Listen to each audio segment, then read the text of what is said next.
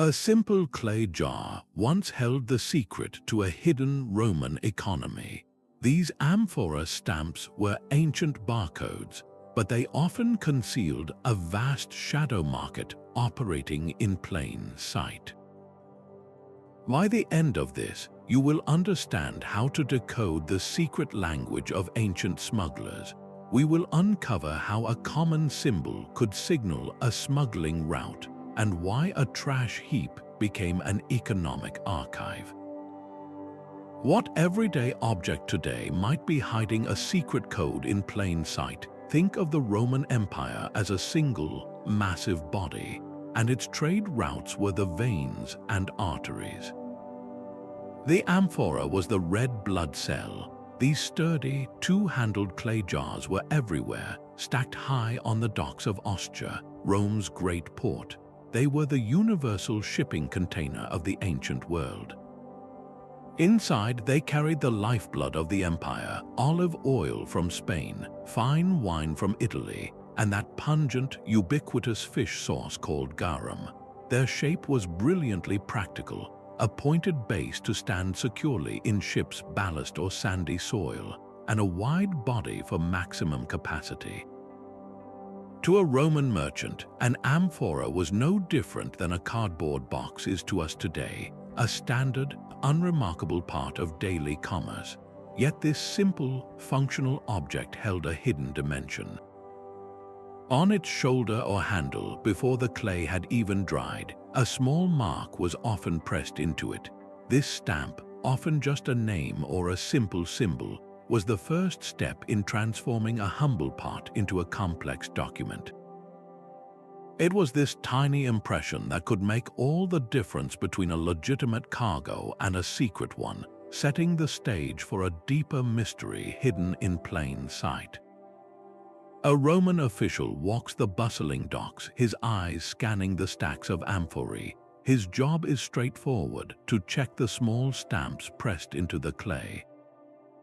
Each one tells him an official story: the name of the workshop that made the jar, the estate that produced the wine, or the merchant who shipped the oil. This was the ancient world's system of barcodes, a way for the empire to track goods, levy taxes, and enforce a basic standard of quality. If a shipment of olive oil turned out to be rancid, the stamp pointed directly to the source of the problem.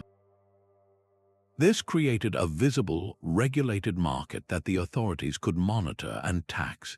But this system of open identification held a profound and clever flaw. The very stamp that guaranteed a jar's legitimate origin to a magistrate could also serve as a secret handshake between those operating outside the law. For a smuggler, the most brilliant place to hide a signal is within an official one. What if the stamp of a reputable workshop from a distant province was not just a mark of origin, but a coded message understood only by a select few? The official purpose was the perfect disguise, a public layer of meaning that concealed a private and far more lucrative conversation happening in plain sight. That dolphin, so gracefully arched on the damp clay, means one thing to the customs agent and something entirely different to the ship's captain. On the surface, it is a simple logo, perhaps representing a pottery workshop in a coastal town. But look closer. This particular dolphin might have a subtly curved tail or a star etched near its eye, a variation meaningless to the official but a clear instruction to the smuggler.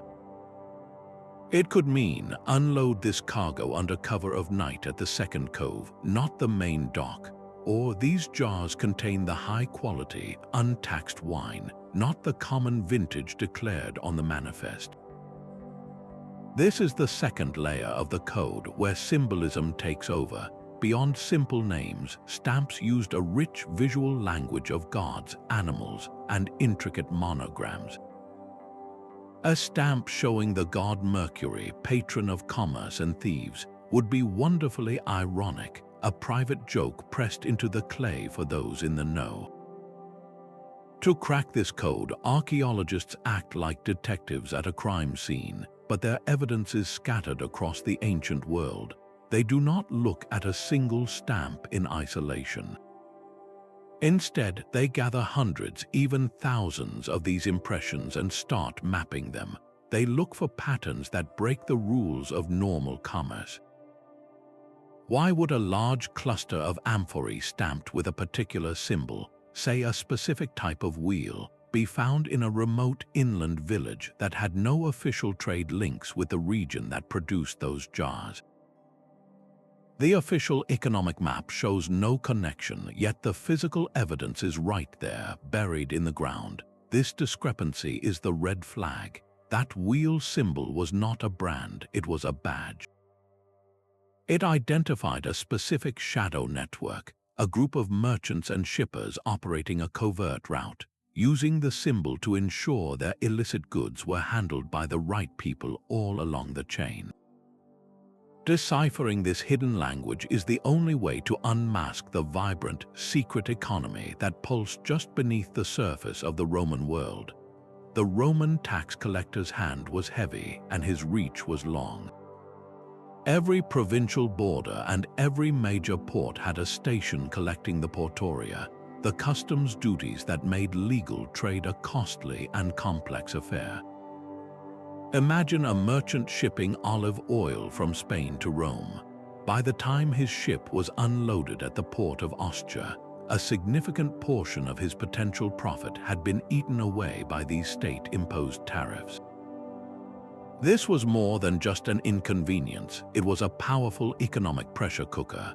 Combine this heavy taxation with imperial monopolies on prized goods, like the finest Egyptian papyrus or rare Eastern spices, and you create a system where operating outside the law became incredibly attractive.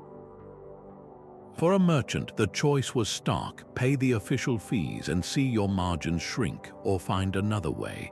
The shadow market was that other way. By bypassing the official channels, a trader could offer his goods at a lower price, free from the burden of state taxes, and still walk away with a much larger profit. This was not a niche criminal activity, it was a parallel economy that thrived on simple supply and demand. Consumers in a remote inland town, poorly served by the official trade routes, could get access to goods they otherwise could not afford. A local shopkeeper could sell Spanish olive oil at a competitive price. These networks were often vital, supplying regions the formal economy neglected and circulating items that the elite tried to keep for themselves. The risk of smuggling was high, but the financial incentive was immense. This powerful motivation, this relentless economic pressure, is what fueled the entire hidden system. It is the fundamental reason why a merchant would go to the trouble of developing a secret code, pressed silently into clay, just to keep his business moving in plain sight. Rising over 50 meters high in the heart of Rome, Monte Testaccio is not a natural hill but a man-made mountain of broken pottery. This colossal mound is built from the shattered remains of an estimated 50 million amphorae, a sprawling testament to the sheer scale of Roman consumption. For centuries, this was the designated dumping ground for olive oil containers, a bureaucratic solution to a messy problem. But for modern archaeologists, it is not a trash heap, it is a library. Each broken handle, every stamped fragment, is a page in a vast, unedited economic ledger. The true power of this archive lies not in any single piece of pottery, but in the immense collective story they tell when viewed together. Researchers can sift through these millions of fragments, cataloging the names and symbols stamped into the clay. They then feed this data into complex statistical models, creating a map of official trade. They can see that, for example, the Betucan region of Spain shipped a certain volume of oil to Rome during a specific decade. This establishes the baseline, the normal rhythm of commerce. But then, the anomalies appear. Why does one particular stamp belonging to a seemingly minor producer from a remote Spanish valley, appear in such staggering numbers at Monte Testaccio, far exceeding the output of his known estate. The official records show no such large-scale operation. According to the tax logs, this man was a minor player, yet his signature is all over the Roman garbage dump. This statistical ghost is a massive red flag. It suggests his stamp was not just a mark of origin, it was a trusted brand within a shadow network. His amphorae were the preferred container for moving vast quantities of untaxed oil, their sheer volume in the dump betraying the immense, hidden flow of goods that bypassed the state entirely. A garbage mountain thus becomes the very thing that exposes the secret economy, proving that the truth was discarded in plain sight all along. That clandestine meeting by the docks was not a rare exception, but a standard business practice. This hidden trade required a cast of characters, each playing a vital role in the deception. At the very beginning of the chain stood the potter. In his dusty workshop, far from the eyes of Imperial inspectors, he would press a unique stamp into the wet clay of a specific batch of jars. This was not the standard mark of his workshop for all to see. This was a special symbol, a private key, known only to a trusted circle. He was the forger, creating the very vessels that would carry the secret. Next came the merchant, the network's organizer. He would commission these specially marked amphorae and fill them with high-value, untaxed goods.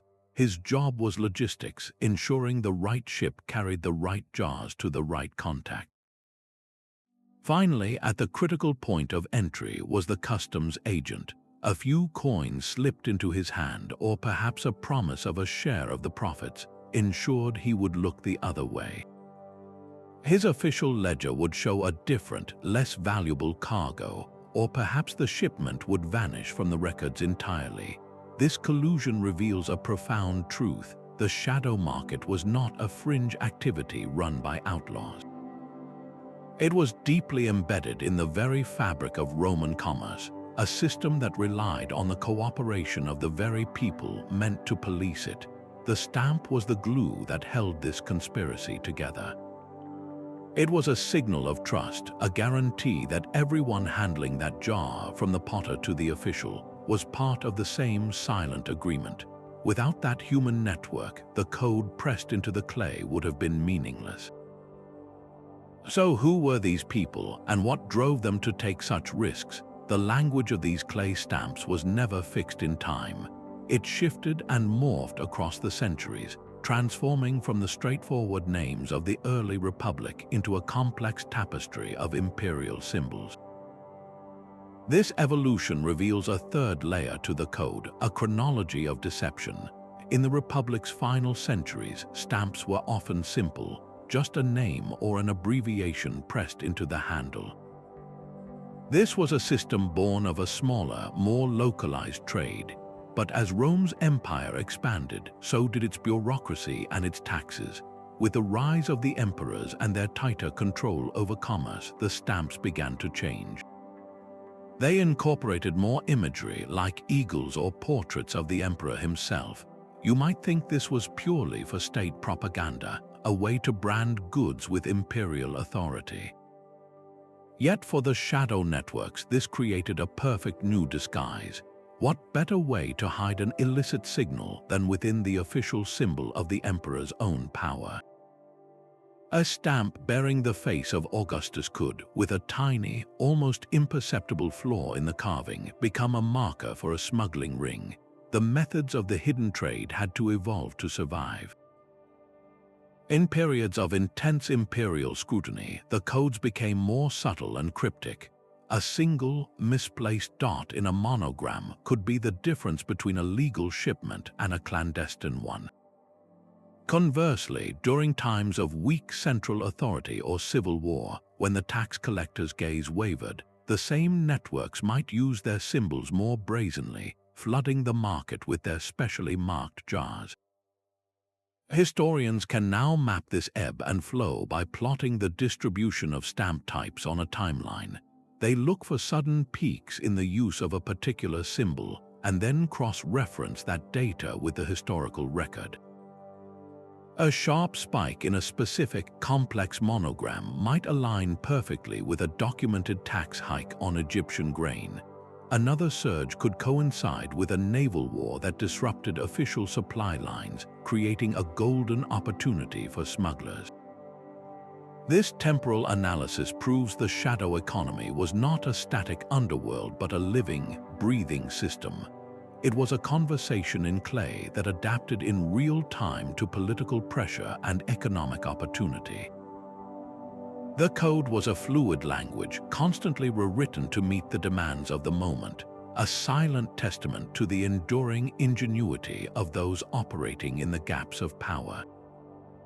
And this adaptive system was moving specific, highly desirable goods that the empire desperately wanted to control. The most valuable secrets were often hidden inside the most ordinary containers. While Amphorae commonly carried wine and oil, the shadow networks filled them with far more exotic and lucrative treasures. Silk, a shimmering fabric from distant China, was so highly prized that the Roman state tried to control its import, imposing massive tariffs. A single amphora could hold a fortune in compact, lightweight silk thread, its official stamp declaring it as common wine to any inspecting official. The same deception applied to spices. Pepper, cinnamon, and cloves from India and beyond were worth their weight in gold. A merchant could stuff an amphora with enough black pepper to buy a small estate, all while the stamp on the outside told a boring story of fish sauce or cheap lentils. Then there were the wild animals. While a lion could not fit inside a clay pot, the tiny, venomous asp snakes used in assassinations or exotic birds with jewel-like feathers for elite gardens could be discreetly transported in these universal jars. The genius was in the amphora's design. Its narrow neck could be sealed with a clay stopper and resin, making a quick inspection difficult and preserving the scent of precious perfumes or the potency of medicinal opium. From the outside, it was just another pot among thousands, utterly anonymous. But to the merchant who knew the code, that specific stamp with a tiny crack running through it meant this jar contained not oil but saffron, a spice more expensive than gold. The very standardization of the container was its greatest disguise, allowing the extraordinary to vanish into the sea of the ordinary. This reveals the sophisticated calculation behind the entire operation. These were not random acts of theft but carefully planned logistical feats. The high profit margins on these luxury items funded the entire covert network, paying off potters, ship captains, and corrupt officials. It was a business model built on understanding desire, the desire for luxury that the official economy could not or would not satisfy. The next time you see a simple, ancient jar in a museum, look past its common shape and wonder what incredible secret its plain exterior might have once been hired to conceal. A map of the Roman world tells two very different stories. The first is written in bold, solid lines connecting major ports like Ostia and Alexandria, the official highways of sanctioned commerce patrolled by tax collectors. But if you look closer, a second, ghostly map begins to appear, traced in dotted lines that slip between the solid ones. These are the shadow routes, the secret pathways that carried illicit goods across the ancient world. They did not follow the empire's main roads. Instead, they favored forgotten coves, quiet stretches of coastline, and remote inland trails far from the gaze of imperial officials. The proof of these hidden journeys is not found in any official ledger, but in the silent testimony of scattered clay stamps. Imagine uncovering a specific amphora stamp, one linked to a pottery workshop in southern Spain, in a small village in northern Gaul. The official trade maps show no connection between these two places. The documented shipping lanes for Spanish goods do not go there, so how did that jar make its journey?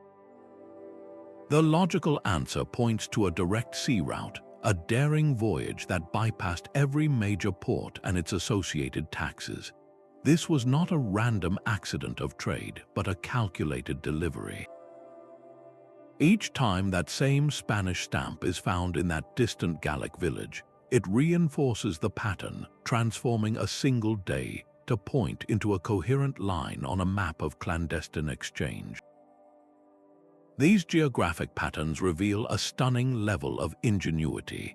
Smugglers were not just avoiding taxes, they were mastering the empire's own geography, finding the gaps in its network of control, and weaving their own secret web of supply and demand. The next time you look at an ancient map, try to see the empty spaces between the famous cities, for it was in those quiet, overlooked places that a hidden economy truly thrived. A single abbreviation pressed into clay could whisper two completely different stories. Take the letters L.Annie. A stamp found on many amphorae. To a Roman official, this was a straightforward record, likely standing for Lucius Annius, a legitimate merchant. His goods were registered and his taxes were presumably paid. But within a closed circle of collaborators, that same sequence of letters might be spoken with a slight emphasis or understood in a specific context to mean something else entirely.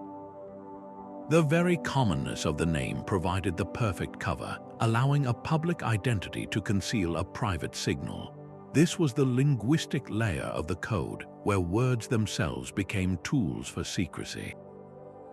Stamps frequently used abbreviations, a practical necessity in a small space, but this also created intentional ambiguity. A pun, a playful twist on a word, could be hidden in plain sight. A stamp bearing the image of a rooster or Gallus in Latin might genuinely refer to a merchant named Gallus. Yet, to those in the know, it could also be a coded reference to a specific Gallic trade route used for moving untaxed goods. The language of commerce was deliberately leveraged to build a shield of plausible deniability. Epigraphers, the scholars who decipher ancient inscriptions, act as linguistic detectives. They pore over thousands of these abbreviated texts, not just reading them but listening for their hidden rhythms. They search for patterns that defy simple explanation, like a merchant's name that is spelled in an unusually archaic way, or a sequence of letters that forms a perfect palindrome, reading the same forwards and backwards. Such artistic flourishes were rarely accidental in the pragmatic world of shipping. A cluster of these linguistically unusual stamps in a specific region, especially one with few official trade links, is a powerful clue. It suggests a group was using a shared verbal shorthand, a code embedded within the mundane paperwork of empire. The deception was therefore not merely stamped onto the surface, it was woven into the very words used to describe the trade. To understand the full scope of this hidden economy, you had to speak the language. The silent testimony of a shipwreck is a truth frozen in time. Picture a Roman merchant vessel resting on the dark seabed, its wooden frame long since eaten away, but its heavy cargo of amphorae still lying in the neat stacks where they were placed 2,000 years ago. This is not a scene of chaos, but a preserved moment of commerce, a sealed capsule from a single voyage. On land, archaeologists piece together the economy from broken fragments in garbage dumps, but here, deep under the Mediterranean, they find a complete and undisturbed cargo hold. The arrangement of the jars themselves tells a story. Were they all stamped with the same mark, suggesting a single, legitimate shipment from one estate, or does the wreck reveal a more puzzling assortment? A sunken ship discovered off a rugged, poorly charted coastline, far from any major port, might be carrying amphorae stamped with a dozen different symbols from unrelated workshops across the empire. To an official, this would be an anomaly, a logistical nightmare, but to those decoding the shadow market, it makes perfect sense. This was likely a consolidator's ship, a floating warehouse for the illicit trade. A merchant operating outside the law would gather high-value goods from various small producers, each using their own coded stamp, and combine them into one lucrative, covert shipment. The wreck confirms the entire operation in a single, tragic snapshot. The diver who brushes the silt from a stamped handle in that cold, dark water is not just recovering a piece of pottery. They are reading the final page of a secret business ledger, one that sank before it could reach its destination. These underwater sites provide the ultimate validation, turning theories developed on land into irrefutable, concrete fact. They are the sunken archives of a hidden world, waiting for their stories to be surfaced. The battle over these clay stamps did not end with clever codes. The conflict extended into outright forgery, a high-stakes game of deception played out in dusty workshops. A counterfeiter working in secret would meticulously carve a replica of an official stamp, perhaps one belonging to a famous and trusted olive oil producer from Baetica. His goal was simple but audacious: to press this fake seal onto his own jars of cheap, untaxed oil, granting them the instant legitimacy of a renowned brand. With this single act of fraud, a shipment of illicit goods could sail right past the customs agent, disguised as a premium, tax-paid product from a reputable source. Detecting these ancient forgeries requires the sharp eye of a modern art authenticator. Archaeologists examine the very fabric of the clay, looking for mineral signatures that do not match the known quarries of the genuine workshop. They scrutinize the style of the lettering, searching for a slightly different font or a clumsily carved serif that the original artisan would never have made. They even measure the depth and pressure of the impression, as a forger's hand often applies a different force than the practiced, confident press of the official potter. The existence of these fakes adds a brilliant twist to our understanding. It proves that the official stamp held such immense economic power that it was worth the risk to copy it. This was not just a hidden conversation between smugglers, but an outright war over authenticity itself. The authorities trusted the stamp, so the illicit traders learned to replicate it, turning the empire's own tool of control into a weapon against it. This cat-and-mouse game, fought over tiny impressions in clay, reveals just how much profit and power rested on the ability to deceive in plain sight. The number 3 etched beside a name could be an inventory record or a deliberate misdirection. Some Amphora stamps carry these numerical marks, adding a fifth layer to our code. We find sequences from the same workshop, stamped with names like Casus Libertas followed by a Roman numeral, perhaps a 3 or a 7. On the surface, this seems like simple bookkeeping, a batch number for the potter's own records. But what if that number held a second, covert meaning? For an official, Casus Libertas 3 simply meant the third firing of the kiln that season. For the merchant in the know, however, that third batch designation might signal something else entirely. The numeral 3 could indicate that these jars were filled with a third-quality olive oil, a cheaper product being fraudulently shipped under the stamp of a premium brand. Or it could have specified a route directing the cargo to the third port on a covert circuit, a place where a specific corrupt official was waiting. Cracking this numerical code requires a different kind of detective work. Historians must cross-reference these numbered stamps with their find spots and, when possible, with chemical analysis of any residue left inside. They look for the illogical pattern. Why would a series of jars all stamped with the number 4 consistently turn up in a region that historically imported only the finest, first-quality oil? The official explanation falls apart, revealing the number for what it truly was, a covert tag for a specific class of contraband. This numerical dimension is profoundly revealing. It means the shadow market was not a haphazard operation. It was a sophisticated enterprise that needed its own internal system of accounting. These numbers were the hidden ledger entries of an illicit business, a way to track inventory, quality, and distribution right under the nose of the authorities. The presence of such a system points to an operation with a startling level of organization, one that managed its deception with the cold precision of a modern corporation. That wealthy Roman householder knew exactly what he was doing when he bought the wine. He handed his coins to the shopkeeper in a small backstreet taberna, accepting the amphora without the usual wax tablet receipt. The price was simply too good to ignore, and he understood the unspoken reason why. The state's tax had never been applied. His purchase was not an act of rebellion, but one of simple economic calculation. He was a willing participant, the final and most crucial link in a chain of deception. Without customers like him, the entire shadow network would have collapsed. These consumers came from all levels of society. For the average citizen, buying untaxed goods meant making ends meet in a city where the cost of living was high. For the elite, it was about accessing forbidden luxuries like perfumes or silks that imperial decrees attempted to restrict to the very highest echelon.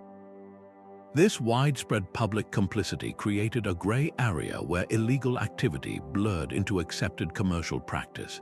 How could the authorities prosecute a crime that so many ordinary people saw as a smart bargain? The evidence of this consumer demand is etched into the urban landscape itself.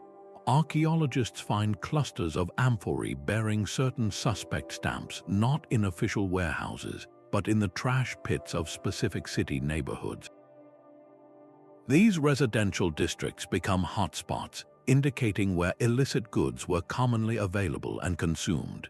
One street might yield a high concentration of jars stamped with a particular dolphin symbol, all chemically tested to reveal a cheap fish sauce being passed off as a premium brand. This pattern tells us that everyone, from the frugal homemaker to the status-seeking aristocrat, played a role. They were the engine of the shadow market, their collective desire for a better deal or a forbidden fruit fueling an entire hidden economy that operated smoothly because it served a real and persistent public need. The detective's work now moves from the library to the laboratory. Here, a fragment of an ancient amphora is not read for its symbols, but is instead asked a more fundamental question. Where did you come from? A tiny sample of clay, no larger than a grain of sand, is carefully extracted from the broken edge of the jar. This minute piece of earth holds a hidden signature, a unique blend of elemental isotopes and mineral traces that is as distinctive as a human fingerprint. The sample is placed inside a machine called a mass spectrometer, which vaporizes the clay and sorts its atoms by weight, revealing a precise chemical profile. This scientific technique allows researchers to pinpoint the exact geological source of the clay, often tracing it back to a specific river valley or a single clay bed used by a local pottery workshop. This is the ultimate fact check, a way of verifying the story told by the stamp with the unchangeable truth of the material itself. And when these two records disagree, the entire narrative of the jar shifts. Imagine an amphora handle stamped with the clear, proud letters of a renowned Cretan exporter. According to the stamp, this jar and the fine wine it contained were produced on that Greek island. But the laboratory analysis tells a different story. The clay's chemical fingerprint matches a source found only in the hills of North Africa, thousands of kilometers away. This single discrepancy unravels a web of deception. The stamp was a lie. A North African producer was fraudulently applying a prestigious Cretan brand to his own jars, likely to bypass tariffs on African goods or to sell a cheaper product under a more desirable label. This scientific approach moves the investigation beyond the interpretation of ambiguous symbols and into the realm of verifiable, physical evidence. The clay does not lie. It provides the hard proof that a specific jar was part of a deliberate act of fraud, turning a theoretical model of the shadow market into a documented case of ancient forgery, solved 2,000 years after the crime. The very tool used to create these permanent codes was itself designed to vanish. The stamps pressed into clay were almost certainly carved from wood, a material that rots away to nothing over the centuries. This ephemeral nature was a brilliant strategic choice for those in the shadow trade. A wooden stamp was not a fixed asset, it was a disposable instrument. If a customs official grew suspicious of a particular symbol, the entire network could not be traced back through a physical object. The wooden die could be swiftly altered with a knife, a new symbol carved over the old one, or it could be tossed into a cooking fire, vanishing into smoke and ash within minutes.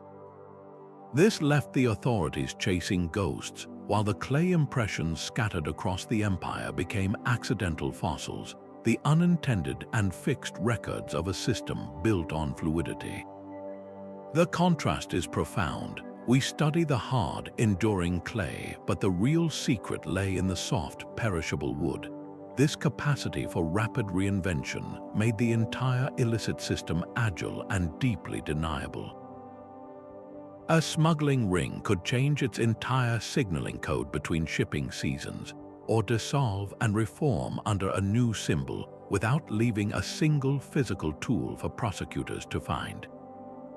The absence of the wooden stamps in the archaeological record is not a gap in our knowledge, but a testament to the cleverness of the operation. It forces us to recognize the deliberate impermanence these traders engineered, a system where the most crucial component was always meant to disappear. The Theodosian Code reads like a frustrated emperor's scream into the void. Its pages, a massive collection of Roman law, are filled with decree after decree threatening draconian punishments for customs fraud. A merchant caught evading the portoria could see his entire shipment, even his ship, confiscated by the state. For a repeat offender, the penalty was even more severe: enslavement. This was not an idle threat. The Roman state was fully aware of the shadow economy and deployed a corps of officials known as portators, the tax collectors, to hunt for these illicit goods. They were the empire's immune system designed to attack the infection of smuggling, yet the infection persisted, thriving for centuries. Why? The empire was simply too vast. A portator might be diligent in Austria, but on the rugged coast of Dalmatia or in a dusty North African outpost, his counterpart could easily be swayed by a bag of silver coins. The corruption was not a bug in the system, it was a feature. The very frequency of these laws is the most telling evidence. An emperor does not issue the same severe decree generation after generation unless the problem is both widespread and deeply entrenched. Each new law was an admission that the last one had failed. This created a perpetual cat and mouse game.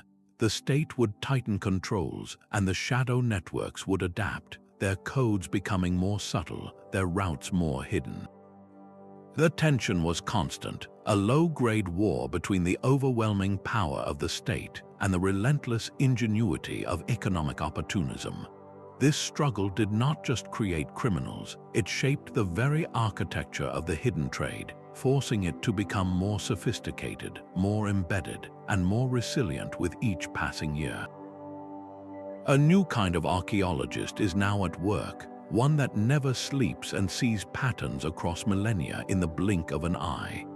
This researcher is an artificial intelligence, a sophisticated algorithm trained on thousands of digital photographs of Amphora stamps. To the human eye, these marks are individual puzzles, each requiring painstaking study. But to the machine, they are a single, massive dataset, a sea of information where hidden currents of connection can finally be mapped. The AI does not get tired. It does not overlook a tiny detail. It scans the subtle curves of a letter, the minute spacing between symbols, and the specific wear patterns on the clay. comparing each one against every other stamp in its digital library. It can process in an afternoon what would take a team of human scholars a lifetime, identifying clusters and correlations that were simply impossible to see before. This is not about replacing historians, but giving them a powerful new lens. The algorithm might flag a specific combination of a dolphin and a crescent moon, a pairing so rare it was previously dismissed as a coincidence. But the AI reveals that this rare combination appears with surprising frequency in shipwrecks located along a specific, treacherous coastline. The machine has no theory, it only sees the data. It suggests that this unique stamp was not a random artistic choice, but a deliberate signal, perhaps marking a cargo route so dangerous only the most desperate or daring smugglers would attempt it. This digital toolkit transforms speculation into a data-driven science. It allows us to quantify the shadow market, to see its true scale and complexity emerge from the noise of history. We are no longer just interpreting symbols, we are mapping the ghostly architecture of an entire hidden economy, built one algorithmically verified connection at a time. The silent conversations pressed into clay are finally being heard, translated by the most unlikely of interpreters. Each unique stamp becomes a single point on a vast, invisible web. This is not a map of geography, but a map of relationships, a social network drawn in clay. Modern historians are now applying a powerful analytical tool called social network analysis to these ancient stamps. The principle is simple but profound. Every time two different stamped amphorae are found together in the same shipwreck or buried in the same storeroom, a line is drawn between their stamps on the graph. These co-occurrences are not random. They represent real-world connections, partnerships forged in the risky business of moving goods outside the official channels. Imagine a sunken ship carrying 10 distinct amphora, stamps from 10 different, seemingly unconnected workshops scattered across the Mediterranean. To an official, this cargo would look chaotic and illogical. But on a social network graph, these 10 stamps would form a tight, interconnected cluster. Each line drawn between them signifies a thread of trust and collaboration. This cluster is not a coincidence. It is the ghost of a coalition, a formal or informal alliance of merchants and producers who pooled their resources and risked to operate a large-scale shadow route. They were not lone wolves, but a sophisticated consortium.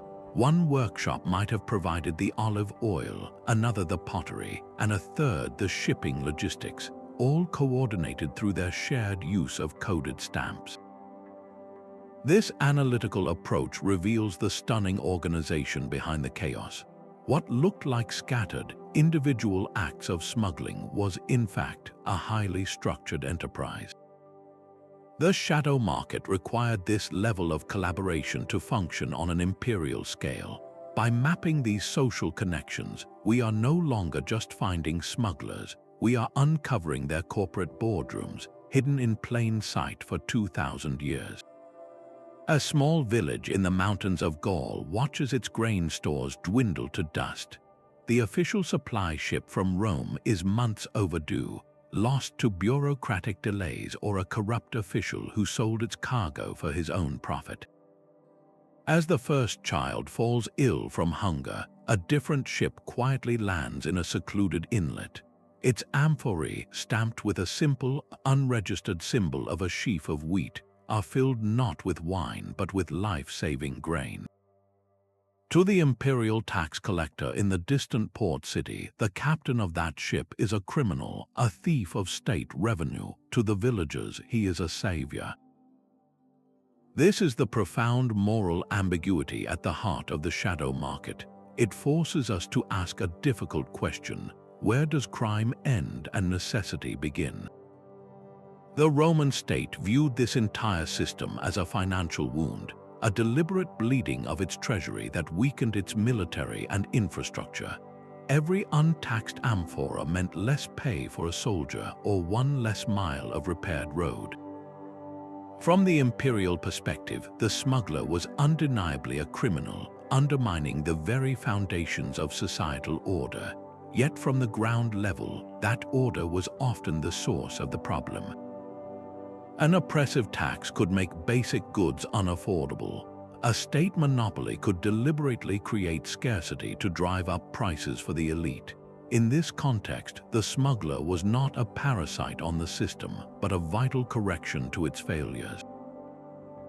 He was a pragmatic entrepreneur providing access to essentials, fostering competition, and filling the gaps left by a vast and often indifferent bureaucracy.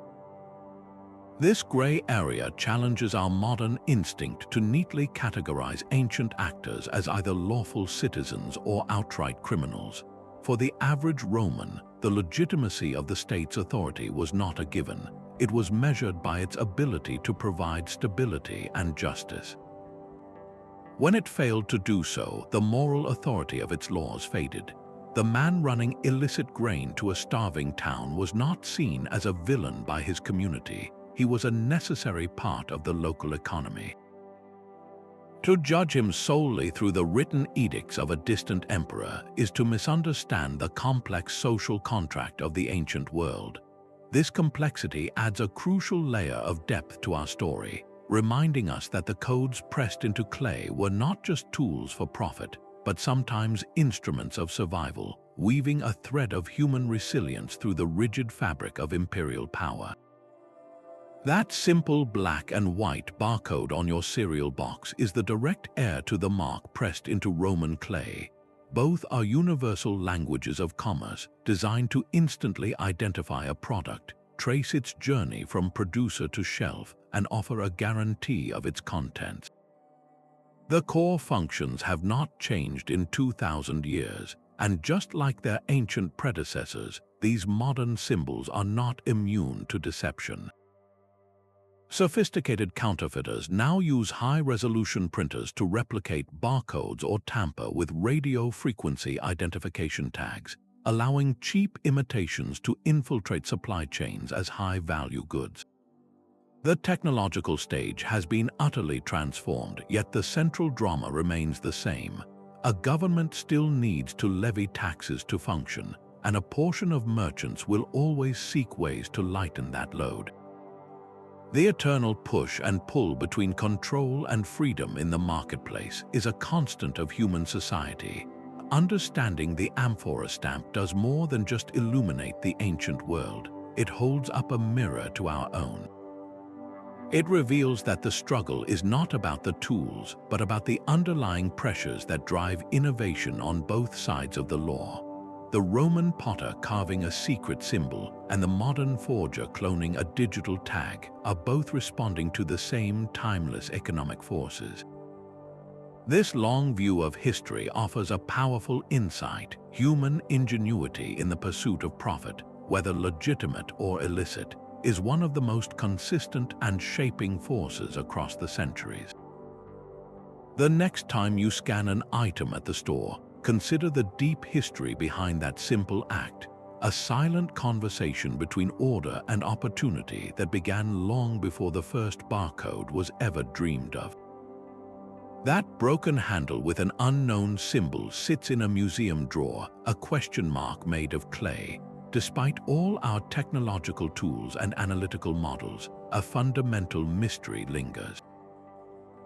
Were some of these marks truly arbitrary, just a potter's personal doodle, or do we simply lack the Rosetta Stone that would unlock their full, secret meaning? The absence of a central key for these codes means we are often left guessing, interpreting patterns without knowing the original language. This uncertainty fuels a fiery debate among historians about the very scale of this hidden commerce. Was the shadow economy a marginal sideshow, a few rogue traders operating on the fringes, or was it a massive, parallel system that accounted for a significant portion of all Roman trade? The evidence points both ways, and the academic battle lines are sharply drawn. the literacy required for textual codes adds another layer of intrigue. How many merchants, ship captains, and dockworkers needed to be able to read, or at least recognize, those abbreviated names and clever puns for the system to function? Widespread literacy was not a given in the ancient world, which suggests that many codes must have been primarily visual, relying on symbols and images that transcended the written word. Just last year, a new discovery in a Spanish harbor challenged decades of settled thought. A cluster of amphorae was found bearing a previously unknown symbol, a simple circle with a line through it. Its chemical signature pointed to an origin in Italy, but it was found exclusively in a context associated with North African goods. This single find forced historians to reconsider old maps and propose entirely new clandestine trade routes. This is the dynamic, living nature of the field, where a single shard of pottery can append our most careful reconstructions. These unanswered questions are not failures of archaeology. They are its very lifeblood, open invitations for the next generation of researchers. Every solved mystery inevitably uncovers two new ones, ensuring the story of the Roman economy remains a thrilling, unfinished puzzle. The final chapter on these ancient stamps has not been written, and the next great discovery might be waiting in the very next trench or in the next scan of a forgotten artifact. The official stamp and its shadowy twin were two sides of the same clay coin. One face spoke the language of law and tax, a public declaration of origin meant for the empire's ledgers. The other face whispered a private dialect of profit and risk, a set of instructions hidden within that very declaration. This was not two separate systems clumsily overlapping, but a single, brilliantly engineered mechanism. The public purpose was the perfect shield for the private one. A stamp bearing the name of a reputable estate assured a customs agent of its legitimacy, while the tiny, almost imperceptible flaw in one letter told the ship's captain to unload at a moonlit cove. That same symbol could simultaneously certify the jar's quality to a buyer and identify the merchant as a trusted member of a specific smuggling consortium. The duality was its genius. It allowed illicit goods to travel on legitimate ships, to be stored in official-looking warehouses, and to be handled by workers who appeared to be following every rule. The empire had built a vast, transparent infrastructure to control commerce, and the shadow traders simply learned to speak its language with a secret accent. They did not attack the system from the outside. They embedded themselves within its very bloodstream, using its own rhythms and pathways to circulate their contraband. This integration made the hidden trade incredibly resilient. How could an authority prosecute a symbol that was, for all public intents and purposes, completely innocent? The stamp's simplicity and its plausible deniability were its greatest strengths. A prosecutor could not prove that a slightly different dolphin tail was a deliberate signal and not just a potter's stylistic quirk. He could not arrest a merchant for using a common abbreviation that, in a different context, might have held a covert meaning. The system thrived because it was built on ambiguity, a gray area where the empire's overwhelming power to define reality was subtly, constantly challenged.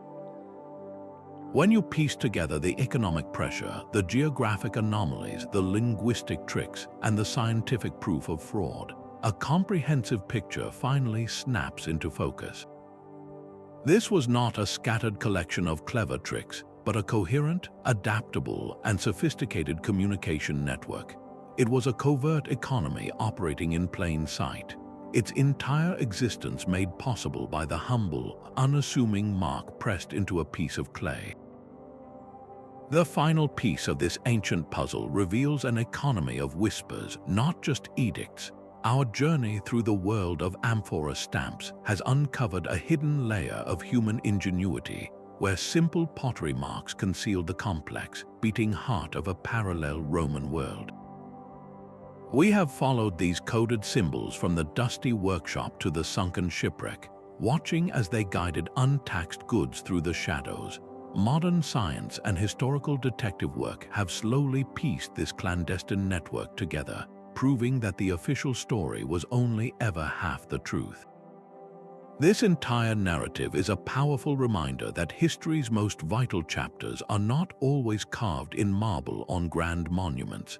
They are often pressed silently into clay, hidden in the trash heaps, and scattered across the seabed, waiting for us to learn how to see them.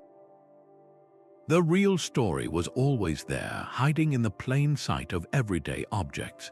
So the next time you scan a barcode at a store or see a logo on a shipping container, take a moment to wonder. What secret language might be embedded within those modern symbols? What hidden networks of exchange and evasion are operating just beneath the surface of our own world, using the tools of official commerce as their perfect disguise? If you found this decoding of ancient secrets fascinating, subscribe for more journeys into the hidden corners of history. We would love to hear your thoughts on these clandestine economies in the comments below.